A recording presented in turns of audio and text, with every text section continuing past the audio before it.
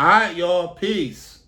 So this is 2 weeks ago from the Megan Alexis video. So without further ado, let's hear what's going on. An existential crisis. I know I have been off here for a while, and I know you guys want to hear about Orlando, but I will record a video with my husband this week on an update because Okay, we've been together okay. for a little bit over a year. We made a year in They made a year. Okay, so they're making an update. So she's still with her husband. I stand corrected because I was wondering what's going on. Okay, let's go. That's good. That's great to hear. November. Really, we're knocking on a year and a half at this point. So long overdue. Half a year, right? But I wanted to talk to you guys about something really quick. So What's going on? as far as this journey goes, you guys, as a student entering college, right? You do the best that you can with the information that you're given. So at Oh, age so she went back to 22, a lot college. of us signed up for So she went back to college. Let's see what happens. so much debt. In fact, hundreds of thousands of dollars of debt. And so at this What? point, just looking at, so I had a 2 year scholarship to my particular school, but I'm still paying for the other 2 years. And then with my husband's debt accrual included, we are over $100,000 in debt. Wow. The reality of the weight of the situation hadn't hit me until recently. And so now I'm in a place where, you know, I'm really the financial like manager of our household. I love learning about investments. I love learning about finances. But it can be depressing when you come to Oh, man.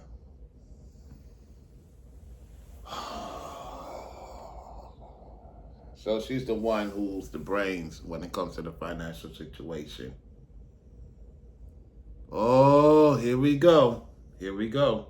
the reality of your situation. Now, I will thank God for just my ability and desire to want to manage our finances because I know a lot of people will just ignore their finances until they can't ignore them anymore, or they're like filing bankruptcy or getting evicted or, you know, over their head in credit card debt. And so thank God that isn't my story. However, I am definitely over my head in student loans. And what's worse is student loans are something that you can't file bankruptcy on. No, Student you loans are can't. something that you can't just like erase, right? And then they follow you. And so what I've heard is that, you know, they can end up taking your land, they can garnish your wages, they can take Yep, assets that are handed down through your family. Like, that is correct. That is correct. She's right. What she's saying. Let's go. how depressing of a situation is that? And to have signed up for something that tremendous and that life altering at the age of 18, I just can't even fathom it, right? Like, if I knew the weight of that decision at that age, I for sure would have made a different decision. Now, I will say I wouldn't have met my husband and I wouldn't have gone, you know, and had my college experience that I feel like was good in Mmm. terms of me becoming more independent because I definitely grew up like very sheltered and very protected. So I think college gave me that safe space to be able to learn and stuff like that. But in terms of like graduating with a degree that I could, I don't want to say actually do something with, but ultimately that's what it boiled down to, right? And so I graduated with a degree in art and a minor in psychology. Now, my plan was to go and be an art therapist. However, after speaking to people in the field, So she tried to figure things out on the fly. She pressed the button. She didn't realize how much debt she would be in. Now her husband follows her for the most part when it comes to financial situation. So she put it out there. I didn't put it out there. That's why I'm shaking my head. I'm like, oh man, this is wow. This is gonna be interesting. Let's continue. I determined I don't think that's the path for me. And I still Okay. stick by that. I think, you know, me taking on additional loans to go to grad school, that would have just dug me in an even deeper hole. And I probably would be almost $300,000 in debt in student loans right now. But at Man. Florida has been the best decision financially that we've made since we've been together, and God has like really blessed our marriage. So if Florida has been the best decision financially, what is going on with this debt you talking about? I mean, let's rewind it back. Let's hear it. Let me be quiet. Let's hear it. I determined I don't think that's the path for me.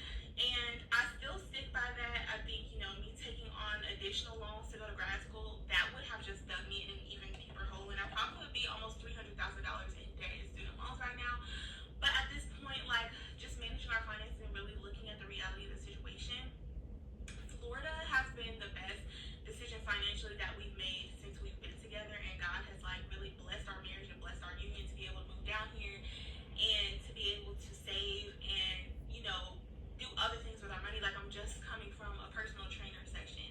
However, if I'm being realistic, not realistic, but if I'm being as aggressive as I can be with my student loans, if I don't want to be paying off these loans for the rest of my life, that means every single penny that we earn that isn't going towards rent or food has to go towards our student loans. And I did the math. If we were to pay off these loans in 5 years, that would be almost $2,000 a month. I'm not saying that's impossible, but on our incomes currently, that is impossible with the cost of living, with the cost of food, healthcare, and everything. All of our other needs accounted for. That's impossible. Now, I wouldn't say that's impossible. It's just that you're in a dilemma, it seemed like, which it's not really a dilemma. I would say this to y'all is that two are better than one. I would not want to see y'all in a split situation, honestly, because that's when it's even worse. At least y'all have two minds and you have the Most High involved in Christ. So I would say this to y'all. You got to figure out you're doing pretty good. I know y'all want to do better and y'all can do better.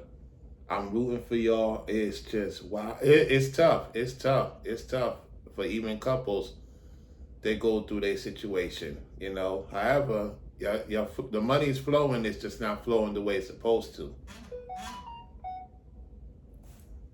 All right? Let's go. I've been trying to brainstorm and praying to God about different strategies that I can do Okay. that would help us be able to pay this off sooner. Right. And the only thing that just keeps coming to my mind, that's been coming to my mind for years, is to leave the country. So I taught ESL. Whoa. You guys might have found my channel. From back in 2018, 2019, I did Hotline Horror Stories where I was fired from my job teaching ESL in Korea. Now, my rent in Korea was $300. So I have nothing against Korea. I absolutely love my experience. It just, I wouldn't work there anymore. Like, I would go, having a digital job or having my own business set up.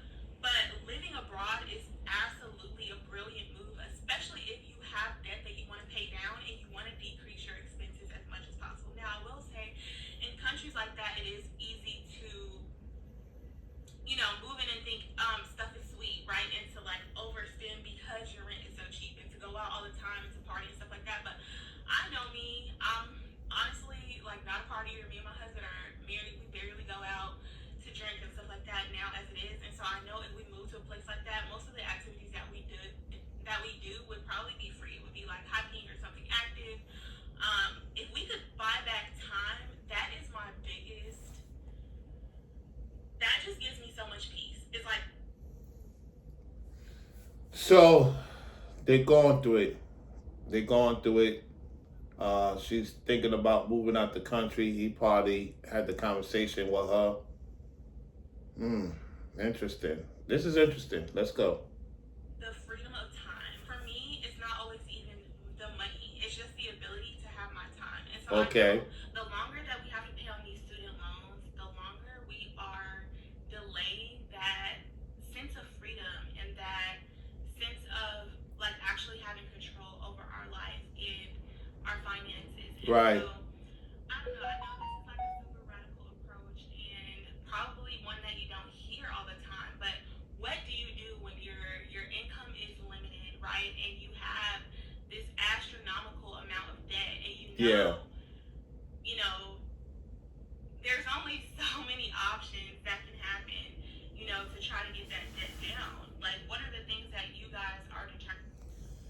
It's easier said than done.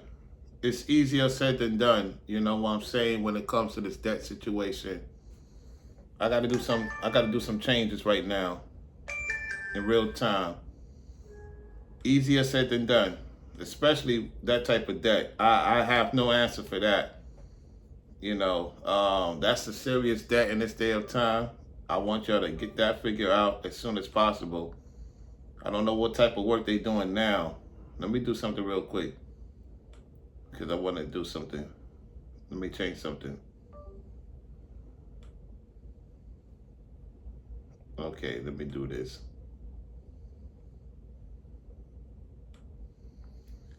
Okay.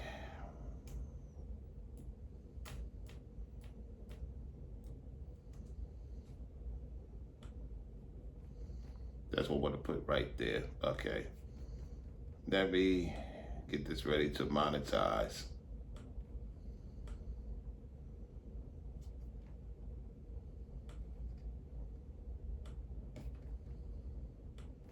Okay. Yeah, so I mean it takes a lot to get that clear. It takes a whole lot. Let's go. Have you just decided that, you know, to heck with it, like you're not going to pay back the loans? Have you just decided that you're okay with paying back the loans or putting them on deferment for the rest of your life and potentially risking garnishment of, if we even have Social Security when we retire, or your pension, or your family's land, or whatever is passed down to you? How are you guys handling this? I know this is really probably like mainly a millennial concern because It's a concern from a lot of people.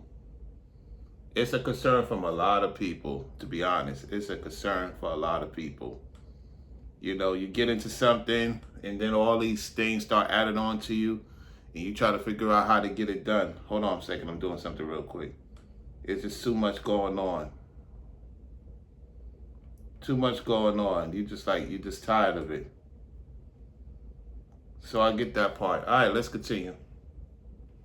I don't even know if our parents took out loans at the rate at which millennials took out loans. But if you went to community college, kudos to you.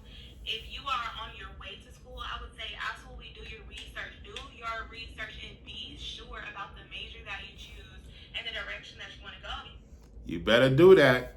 You better find out. Don't rush into something you're not ready for. That's a fact. Because I don't know what the percentage is of people that go to college and end up changing majors or not even working in the field that they went to school for. But I'm pretty sure it's very high because most of the people that I know that went to school for a particular thing are not necessarily working in that field. Some of the exceptions would be lawyers or doctors, and obviously, even still, those have very tough criteria and testing that has to take place before you're even accepted into a program like that. So, before you select a program, that goes for anything in life. That goes for anything in life. That's just what it is. Let's go. you sign up for college debt that's $40,000, $50,000 a year, make sure you do your research on what are the prospective job opportunities that I'll have coming out of school. What can I apply for as soon as I graduate? How can I get my feet wet? And if you have your head on straight more than I did, because I don't believe that I could have taken a gap year and been okay, I probably would have gone crazy and did something crazy that I regretted. But if you have your head on straight and you are very responsible as like an 18-year-old, I would say take a gap year. Like, go work somewhere, get some experience, get your feet wet, travel and see, like, what is it that you like, what are you drawn to before selecting a major. She's right about that. Travel if you have the funds and necessary steps to do what you need to do before you make the decision, because these things could change your life for the betterment, especially these detriments. All right, let's go to this one real quick. Let's go to this. This is why I canceled my meal delivery subscription. Hold on, let me do this. Okay, let's go to this. A couple months ago, I got on the internet and I said, I now know that I won't be happy at any job. I don't care what country. I would never be happy at a job. And I just want to tell you that the devil is a liar, okay? what you proclaim, what you ask in God's name and faith, and serving, God will absolutely deliver on that. And I just want to encourage you today. Habakkuk 2:2 says, "Then the Lord replied, write down the revelation and make it plain on tablets so that a herald may run with it." And you guys, when I say God delivered, I mean just that. So I've worked in so many different jobs. It's not even funny. One of my first experiences was right out of college and would wake up 6 o'clock, 7 o'clock in the morning, go to work. I wouldn't make it home till 7 o'clock at night. All right, so we're going to close it out with that. She's talking about her experiences with these jobs. So that's pretty much on the up and up. I don't know if they're going to move out the country. They're figuring out what they need to do. Wishing them nothing great success if they get one of this video. You know, saying, yeah, it's tough. It's tough. However, they still have some joy, you know, being in Florida. So they toughen it out. I got to give it to them for that. You know, it's not easy. It's not easy. So make her and the hubby stay strong. Stay in the faith. Keep winning. Don't let the narcissists, the demons, the warlocks, the witches, the entities get the best of you. I know y'all dealt with a lot in Dallas, California, all these other places. Whew. Tell me what you think. Tell me what you think in the comment section. Brown Royalty to the people. I'm out. We the business.